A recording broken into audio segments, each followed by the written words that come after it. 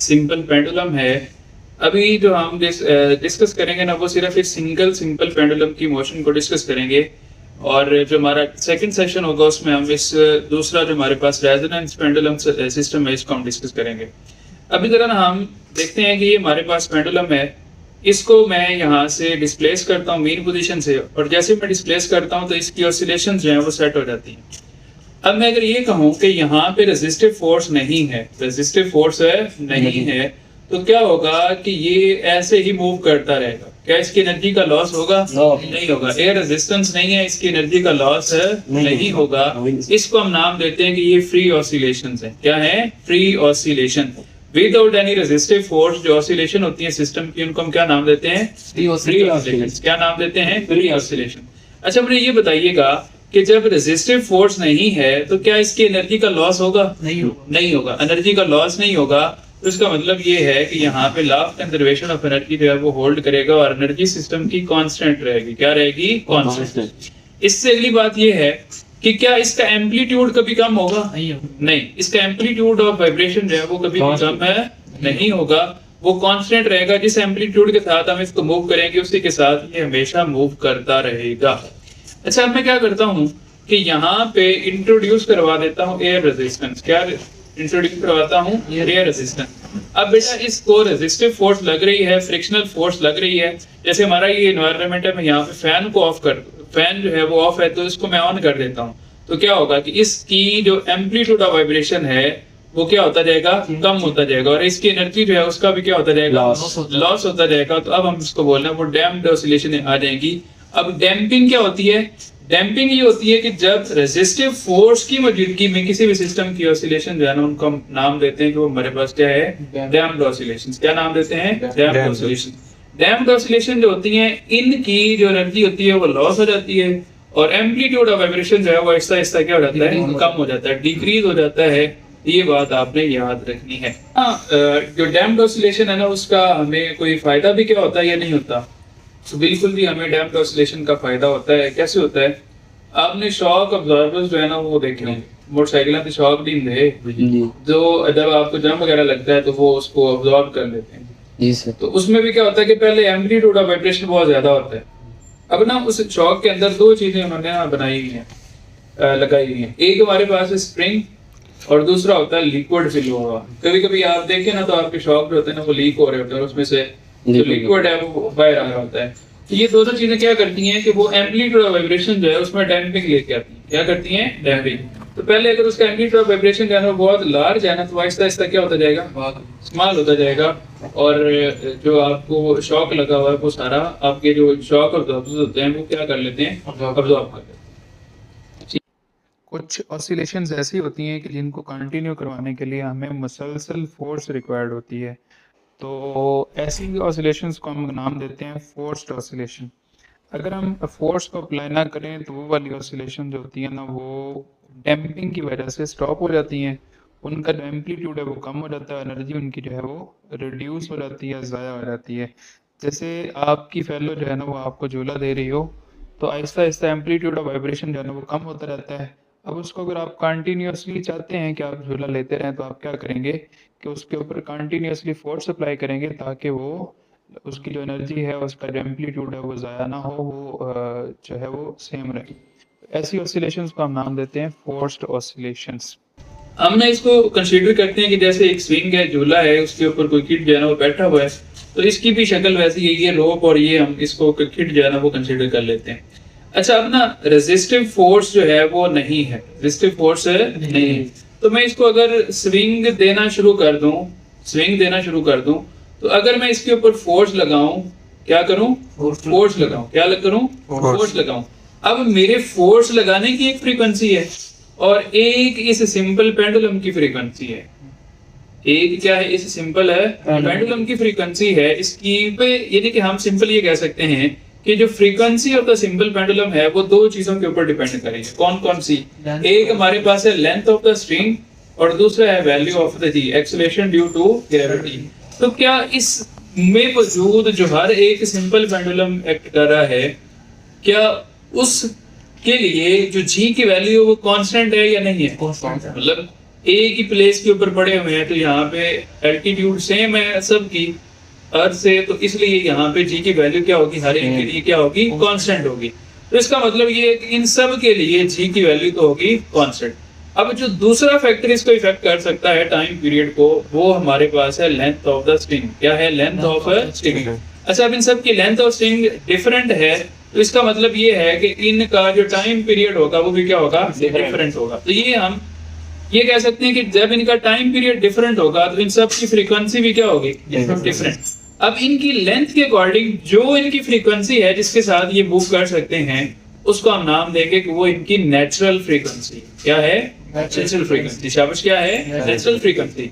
जिस फ्रीक्वेंसी के साथ ये हमारा अपरेटस मूव कर सकता है वो इसकी नेचुरल फ्रीक्वेंसी होगी। जिसके साथ ये इन सब की लेंथ अलग अलग है ना, ये हमारे पास 3 सेटअप जो है ना वो मौजूद है, तो इनको हम बोलेंगे कि ये इनकी नेचुरल फ्रीक्वेंसी है। अच्छा, मैंने बोला कि एक फ्रीक्वेंसी है मेरे फोर्स लगाने की, किसकी? फोर्स लगाने की, और एक फ्रीक्वेंसी है इनकी नेचुरल फ्रीक्वेंसी। अच्छा, अब ना देखिए जरा कि अगर ये काम होता है कि जितनी फ्रीक्वेंसी इस पेंडुलम की है ना, उतनी ही मेरे फोर्स लगाने की फ्रीक्वेंसी हो, उतनी ही मेरे फोर्स लगाने की फ्रीक्वेंसी हो, तो एम्पलीट्यूड ऑफ वाइब्रेशन जो है वो क्या करता रहेगा, बढ़ता रहेगा। जैसे कोई दोस्त आपका झूला ले रहा हो, तो जैसे ही वो आपकी तरफ आया आपको उसके ऊपर थोड़ी सी फोर्स लगा, फिर वो आपकी तरफ आया आपने उसके ऊपर फोर्स लगा दी, तो इस तरह से क्या होगा, उसका एम्पलीट्यूड ऑफ वाइब्रेशन जो है वो क्या होता जाएगा, इंक्रीज करता जाएगा। क्या करता जाएगा? इंक्रीज करता जाएगा। अच्छा, अब देखिए जरा होगा क्या कि जैसे ही एम्पलीट्यूड ऑफ वाइब्रेशन इंक्रीज करता है, नेचुरल फ्रीक्वेंसी और ड्रिवन फोर्स की फ्रीक्वेंसी, वो फोर्स जो उसको ड्राइव कर रही है उसकी फ्रीक्वेंसी इक्वल हो जाती है, तो एम्पलीट्यूड ऑफ वाइब्रेशन इंक्रीज करता है। इसको हम नाम देते हैं रेजोनेंस का। क्या नाम देते हैं? रेजोनेंस। अच्छा, अब देखिएगा जरा, मैंने बोला कि ये हमारे पास सेट है 3 तरह की फ्रीक्वेंसीज का सेट है, जिसमें हम कह सकते हैं कि A and A dash, B and B dash and C and C dash, ये हमारे पास सेट है। इन सब की जो एम्पलीट्यूड है वो सेट्स जो है ना उनका रिस्पेक्टिव ए का सेम है, ए डैश का, बी डैश का और सी डैश का, इसलिए फ्रीक्वेंसी भी उनकी क्या होगी, नेचुरल फ्रीक्वेंसी सेम होगी। अच्छा, मैं क्या करता हूँ कि यहाँ से किसी एक सिंपल पेंडुलम को डिस्प्लेस करूंगा, यहाँ से किसी एक को क्या करूंगा, डिस्प्लेस। उसके मूवमेंट की वजह से क्या होगा कि इस पूरे सिस्टम के ऊपर उसकी फ्रीक्वेंसी जो है ना वो एक्ट करते हुए फोर्स लगाएगी। अब वो वाली जो फ्रीक्वेंसी है वो सिर्फ जो उसके रिस्पेक्टिव उसकी लेंथ वाला हमारे पास पेंडुलम होगा उसके साथ मैच होगी, यानी कि इसकी फ्रीक्वेंसी सिर्फ इसके साथ मैच होगी, यानी कि जो सी है उसकी फ्रीक्वेंसी सी डैश के साथ मैच होगी, क्योंकि लेंथ उसकी वो वाली है।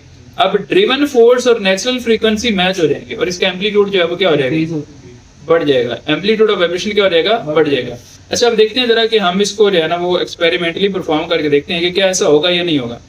अच्छा, थोड़ा सा ना और एक इंटरेस्टिंग फैक्टर जो ना वो होगा, वो ये होगा कि ये सारी की सारी अपनी एनर्जी इसको दे देगा, सारी की सारी एनर्जी, यानी कि ए जो सी है वो सी डैश को सारी एनर्जी दे देगा, ये रुक जाएगा, वो चलना शुरू हो जाएगा बहुत ज्यादा एम्पलीट्यूड के साथ। फिर क्या होगा कि ये अपनी एनर्जी इसको दे देगा, तो इस तरह एनर्जी जो है वो क्या होती रहेगी, एक्सचेंज होती रहेगी। इनके ऊपर इफेक्ट पड़ेगा, इनके ऊपर इफेक्ट पड़ेगा, लेकिन उतना नहीं जितना उसके ऊपर पड़ेगा।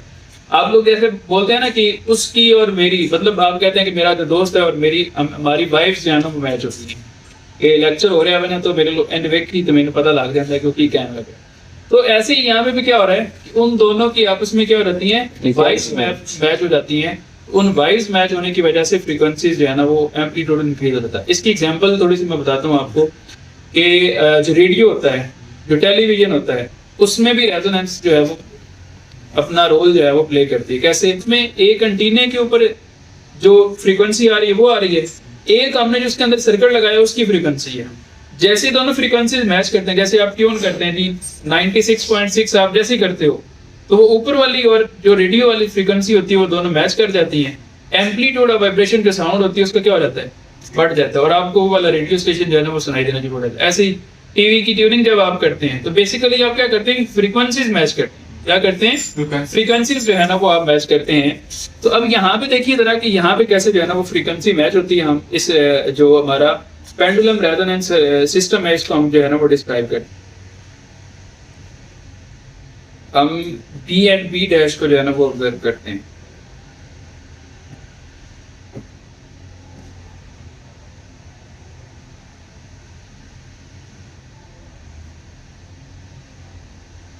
हाँ जी, अब ठीक ऑब्जर्वेशन हो रही है ना।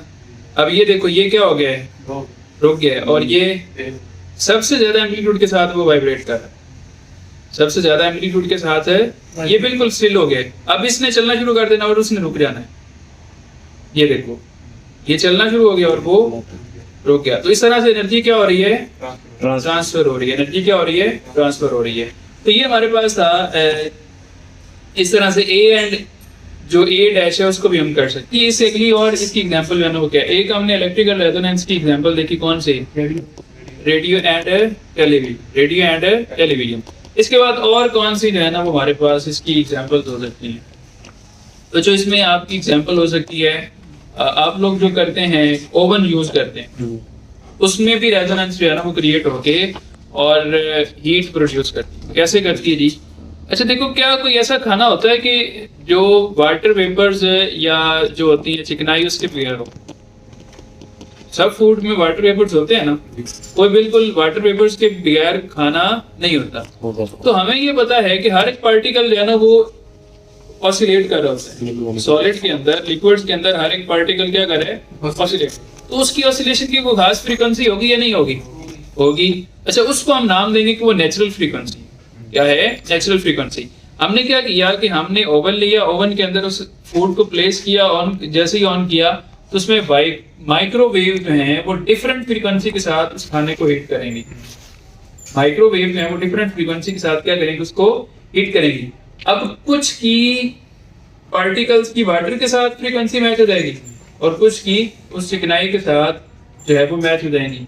तो अब क्या होगा, जैसे ही मैच हो जाएंगी तो दोनों फ्रीक्वेंसीज मैच हुई, एम्पलीट्यूड ऑफ वाइब्रेशन क्या हो गया, इंक्रीज हो गया। एम्पलीट्यूड ऑफ वाइब्रेशन इंक्रीज होने का मतलब ये है कि उसकी काइनेटिक एनर्जी बढ़ गई है। काइनेटिक एनर्जी क्या हो गई है, बढ़ गई है। अच्छा, काइनेटिक एनर्जी बढ़ जाए तो टेम्परेचर क्या होता है, इंक्रीज करता है। टेम्परेचर जो है वो हम ये भी कहते हैं कि average of the kinetic energy temperature के डायरेक्टली प्रोपोर्शनल है। तो इस तरह से क्या होगा, टेम्परेचर वहां पे डेवलप हो जाएगा और जो हमारा फूड है वो क्या हो जाएगा, गर्म हो जाएगा।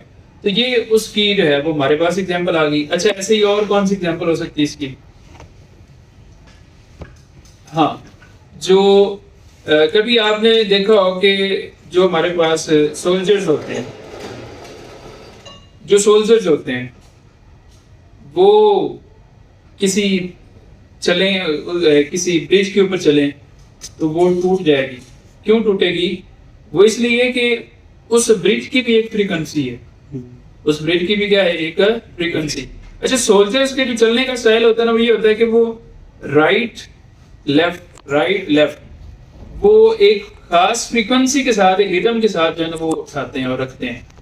तो जब वो पांव रखेंगे तो क्या होगा, फोर्स लगेगी। क्या लगेगी, फोर्स। अब क्या होगा कि जब वो बार बार ड्रिवन फोर्स उसके ऊपर अप्लाई कर रहे हैं तो उसकी फ्रीक्वेंसी और जो ब्रिज होगा उसकी फ्रीक्वेंसी जो है वो क्या कर जाएगी, मैच कर जाएगी। तो उसकी वजह से क्या होगा, amplitude of vibration of the bridge जो है वो क्या हो जाएगा, इंक्रीज हो जाएगा। अच्छा, amplitude of vibration of the bridge जो है वो इंक्रीज हुआ, उससे क्या होगा, बहुत ज्यादा जो है वो वाइब्रेशंस होंगी और जो ब्रिज है वो कोलैप्स कर देगा।